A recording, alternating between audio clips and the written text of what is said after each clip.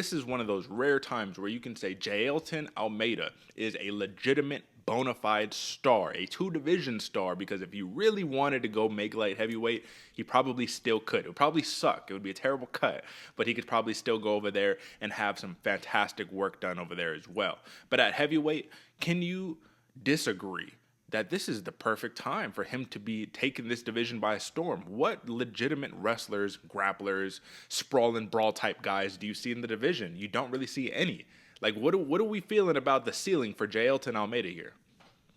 The nice thing, Derek, you said it yourself. The timing for Jailton Almeida to move to heavyweight is absolutely perfect because the ceiling's the top. Literally, John Jones is the only. Well, there's a couple of the wrestlers that can get it done, but as far as elite that can stop the style and the pressure that Jailton presents, bro, I just think it's John Jones. I mean, other than that, Curtis Blades, but even he still has a little bit of a rough streak. I don't know. Who do you think, Derek? If obviously John Jones, but who else?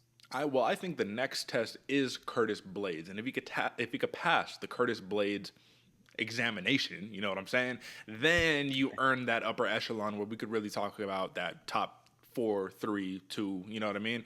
Like for an example, Jailton Almeida fights Sergey Pavlovich. If he can't get a takedown, he's probably gonna get smoked on the feet. You know what I'm saying? So you want to have that kind of test, man. We want to see what can you do on the feet. Are you Carl Williams-esque? You know what I mean? We could talk about that in the prelim section. But another dude who's great when he gets the takedown, but on the feet, it's like, ooh, it could be a little rough. Now let's talk about what happened here. Jairzinho Rozenstruik did exactly what you mentioned, AJ. He came out, and he came out moving forward where he's dangerous, right? And Jailton Almeida, out of desperation, had to shoot within the first, 5 seconds of the fight. But what happened? He has enough athleticism to be able to regroup, get back to space, and then reinitiate the shot, man. When you saw that first shot attempt fail, were you like, oh no, this is going to be rough? What'd you think? I was actually like, as much as it was going against the picks, Derek, I was actually excited because I thought we saw a Jarzinho that was prepped and ready, has been Mm. sprawling all camp long. I thought we were in for a 5 round scrap going right here. Unfortunately, we saw how it played out when Biggie Boy's back hits the mat. No legs used at all. But for that first sprawl, man, for the first shutdown, as well as actually rocking Almeida, I was Mm. very excited, man. I thought we had a good fighter in the hands, especially because all the other ones were doing pretty well so far. Yeah. I would say this, man. At the end of the day, Jelton Almeida has a relentlessness with his grappling that is almost picture perfect to a degree, man. Because when you look at it, he did a very specific type of takedown for Rozenstruik. And one of my wrestling buddies at the gym, he was actually helping me train this specifically. He was like, sometimes when you go in on the shot, people tend to try to wrap around the hips and to try to take down your opponent by taking out their hips. But he was like, what you should do is you should wrap around the knees, and then your momentum moving forward, along with pulling out their knees, is going to ensure that they land flat on their back for the takedown. And Jailton Almeida, when he took down the bigger, heavier Rozenstruik, that's exactly what he did. And the moment he did that, it was over. You know what I mean? That's the thing about Almeida, is that if he gets on top of you and you can't get straight back up to your feet, and you're in the middle of the cage, and it's not cage wrestling, yeah, man, it's over. So the biggest thing here, man, is do you see Almeida as continuously being that guy, as I'm not going to search for that ground and pound TKO, I'm just going to keep hunting for the subs? Do you think that's a smart approach? I do, especially in the heavyweight division, Derek, where a lot of the early round is just muscle and pure grit. Yeah. Where in those situations, you're posting up, you're posturing, trying to land big bombs. They can also hurt you. Elbows coming up from the top, they can hit them, they can buck out, get on top, reverse the position.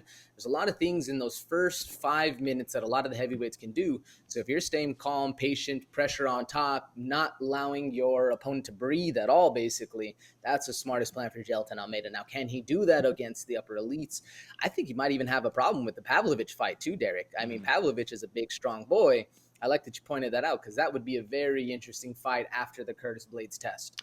There is one guy that I think people have forgotten about that I'm still super duper high on. I still think he will absolutely be a champion in this division. And I think that if we're talking about contender versus contender, prospect versus prospect, this is actually going to be Almeida's toughest challenge. And that's Tom Aspinall. Let's not forget about my man. You know what I mean? Yeah, he had the injury, but let my man come back. You want to talk about a dude who can sprawl and brawl and can hit you with his own jujitsu and his own takedowns? That's the guy you're talking about. So there's still work to be done. I don't think at this point we're crowning Almeida as he's the next champion.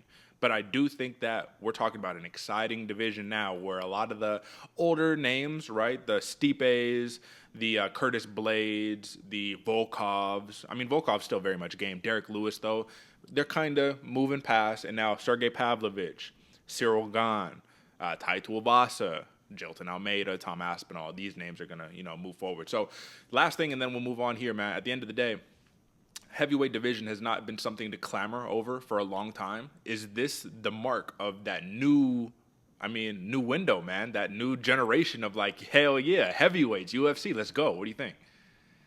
I definitely think this is the start of it, Derek. This is the inception of where we're starting to see the old adage of the lighter weights are always the better fighters. Mm-hmm. Now these heavyweights are starting to get some serious, real deal, well-rounded skill going forward, and I think this is the, if not the pinnacle, the crux of the start of this transition. Because you're right, all these old fighters that we're seeing that have held the division for so long, even held it up, if some would say, because of lack of fighting, lack of a draw in the heavyweight division, has really been started to push to see more athleticism, more people coming in, more well-roundedness all around, man. And it's very exciting because I agree, this division has been stagnant for quite a long time, especially with the tiers that it seems to develop going forward.